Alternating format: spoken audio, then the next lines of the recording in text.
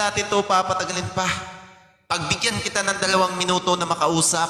Sa unang pagkakataon, si Miss Lisa, kung papasama tayo sa kanya, ibato mo na at banatan mo na. Let's pakinoise. Hello, Miss Lisa. Hello po. Asa ka ba na sa Davao? Malo yung magkita kayo. Sa sa Panakan. Uy, wala. Wala dito. Kaya ako sa kanya ko. Pero actually ang taga-tagum ako dito lang nag-work lang dito.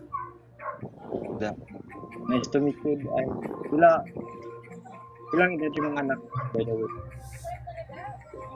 13 years old, 7 years old. Huh? Nice to meet you, Lisa. From, Nice to Koday, meet you.